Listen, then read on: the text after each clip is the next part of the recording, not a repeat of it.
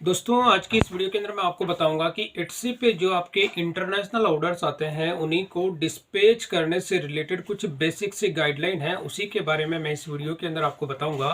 तो यहाँ पर आप देखेंगे कि इट्सी का जो सेलर पैनल है वो मैंने यहाँ पे ओपन किया हुआ है और इसमें मेरा एक ऑर्डर है जो कि इंटरनेशनल ऑर्डर है और वो फिजिकल मेरा जो है ऑर्डर है, कोई डिजिटल प्रोडक्ट नहीं है। सारे के सारे मेरे जो है फिजिकल प्रोडक्ट है। और ये वाला जो आप देखेंगे डिस्पैच जो होता है, मेरा एक ऑर्डर जो यहाँ पे दिखा रहा ओवर ड्यू। तो अब ओवर ड्यू की वजह क्या है वो भी मैं आपको दिखा देता हूँ। सबसे पहले वो ऑर्डर आपको दिखाता हूँ। जैसे ये वाला वो मेरा वो ऑर्डर है जो कि ओवर ड्यू है। और ओवर ड्यू में भी आप देखेंगे तो ये पिछले जो है 14 दिन से जो है ये मेरा जो ऑर्डर है वो डिले चल रहा है। और डिले चलने की जो वजह क्या है वो भी मैं आपको बता दूं कि ये जो मेरा ऑर्डर है वो इटली का ऑर्डर है। अब इटली में मेरे को यह डिस्पैच करना है। लेकिन मैं आपको बता दूं दोस्तों कि कोई भी अगर आपका इंटरनेशनल जो ऑर्डर होता है, अगर आपको इट्सी पे इंटरनेशनल जब भी ऑर्डर रिसीव होता है तो उसको जब तक कस्टमर की कंप्लीट इंफॉर्मेशन, यानी इट्सी पे जो भी आपको ऑर्डर्स रिसीव होते हैं उसमें आपको एड्रेस तो आपको मिल जाता है, लेकिन एड्रेस का जो कम्युनिकेशन का जो एड्रेस होता है, सॉरी कम्युनिकेशन के जो कॉन्टैक्ट नंबर जो होता है वो इट्सी आपको प्रोवाइड नहीं करता है। और इसके साथ ही कुछ केस में आपको ईमेल एड्रेस जो होता है वो इट्सी की ओर से प्रोवाइड कर दिया जाता है। बट ये वाला जो ऑर्डर आप देख रहे हैं इसमें मुझे इट्सी की ओर से ना तो ईमेल एड्रेस प्रोवाइड किया गया है और ना ही कस्टमर का कॉन्टैक्ट नंबर इसमें प्रोवाइड किया गया है, क्योंकि इट्सी आपको कस्टमर के कॉन्टैक्ट नंबर जो है वो प्रोवाइड नहीं करती है। और जो भी आपका इंटरनेशनल ऑर्डर होता है उस इंटरनेशनल जो ऑर्डर होते हैं विदाउट आप कस्टमर के जो कॉन्टैक्ट नंबर होते हैं उसके बिना उसको आप डिस्पैच नहीं कर सकते हैं। तो सेम वही केस होता है। अब यहाँ पर आप देखेंगे 14 दिन से जो है मेरा ऑर्डर जो है वो डिले चल रहा है। और इसी में इट्सी का एक रूल होता है दोस्तों कि जो भी कोई भी अगर आपका इंटरनेशनल ऑर्डर होता है, अगर वो 30 डेज तक कस्टमर आपके पास जो मैसेज आप करते हैं और कस्टमर से जो कम्युनिकेशन आप करते हैं उस कम्युनिकेशन के दो तरीके होते हैं। अगर इट्स ने आपको ईमेल एड्रेस प्रोवाइड किया है या कस्टमर ने अपना ईमेल एड्रेस प्रोवाइड किया है ऑर्डर के साथ में, तो आप ईमेल एड्रेस के जरिए भी उससे कम्युनिकेट कर सकते हैं। और इसके साथ ही एक यहाँ पे होता है मैसेज का। तो जैसे मैं यहाँ पे मैसेज पे दिखा देता हूँ तो मैसेज के थ्रू भी आप अपने जो होते हैं कस्टमर से कम्युनिकेट कर सकते हैं। अब जैसे मैं यहाँ पे दिखा देता हूँ फुल कन्वर्सेशन जो होता है। अब यहाँ पर क्या होता है कि मैंने यहाँ पर जो मैसेज होता है कस्टमर को कंटिन्यू मैंने मैसेज किए हैं और अभी भी मैसेज मैं कर ही रहा हूँ।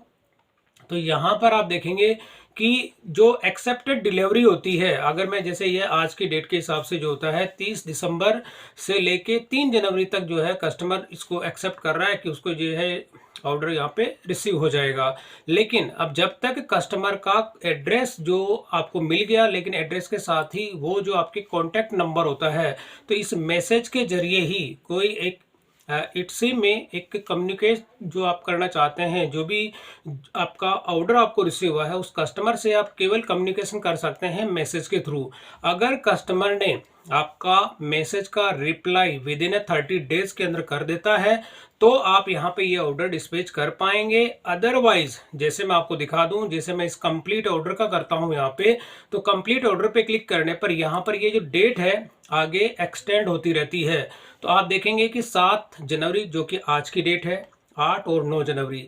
तो जब तक ये कंप्लीट अगर 30 डेज कंप्लीट हो जाते हैं, अगर जैसे इन केस 30 डेज के कंप्लीट होने पर भी अगर ये जो आपका बायर है तो उसकी ओर से कस्टमर का कोई रिप्लाई नहीं मिलता है, तो उस केस में ये जो ऑर्डर होता है ये आपको कैंसिल करना होता है।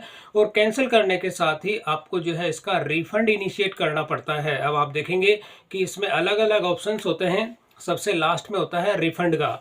तो अगर कस्टमर यहाँ पर आप देखेंगे कि कोई भी ऑर्डर आपको रिसीव होता है और ये 30 डेज तक आप देखेंगे कि 14 दिन मेरे ये कंप्लीट हो गए हैं, और 14 दिन के बाद में अगर कस्टमर यहाँ पर 30 डेज यानी 30 दिन का टाइम पीरियड होता है कि जो भी इंटरनेशनल आपको ऑर्डर रिसीव होते हैं उसमें अगर 30 डेज के अंदर कस्टमर की ओर से कोई भी रिप्लाई नहीं आता है और आपको उसके जो मैसेज के रिप्लाई नहीं मिलते हैं, तो जो आपको ऑर्डर मिला है यानी जो पेमेंट, अब यहाँ पर आपको ये पेमेंट अगर मैं दिखाऊं तो अप्रॉक्स ये वाला जो पेमेंट है मेरा, इसमें आपको डैशबोर्ड पे दिखा देता हूँ तो $96 का। अब ये वाला अमाउंट आप देखेंगे कि जो मेरा अमाउंट जो पेयोनियर के थ्रू मेरे बैंक अकाउंट के अंदर जो होता है विद इन 30 डेज के अंदर जो है आपका जो 2 और 3 डेज के अंदर ये पेमेंट जो होता है अकाउंट में क्रेडिट हो जाता है और ये वाला अमाउंट जो होता है मेरे बैंक अकाउंट के अंदर सेटल हो चुका है।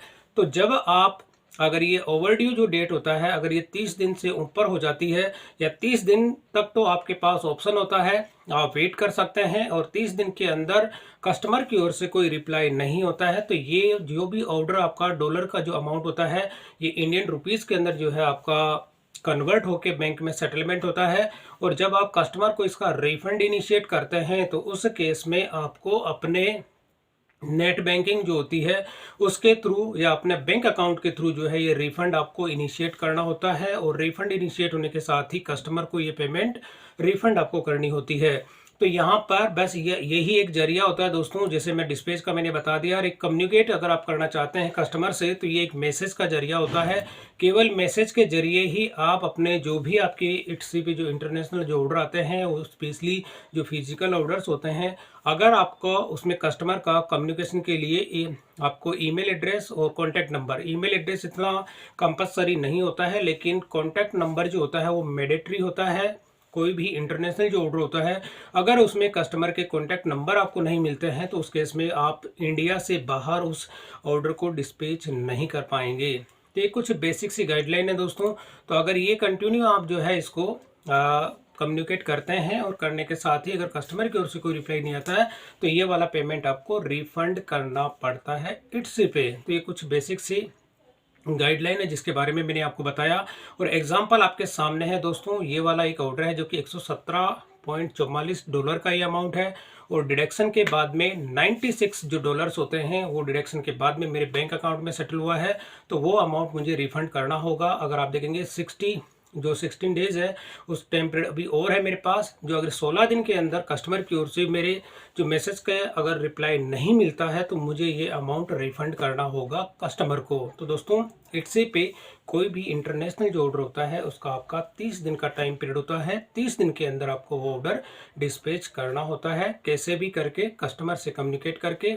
और अगर कस्टमर से कम्युनिकेट आप नहीं कर पाते हैं या कस्टमर आपके मैसेज का रिप्लाई नहीं करता है तो 30 दिन के बाद में आपको रिफंड इनिशिएट करनी पड़ती है इट्सी पे।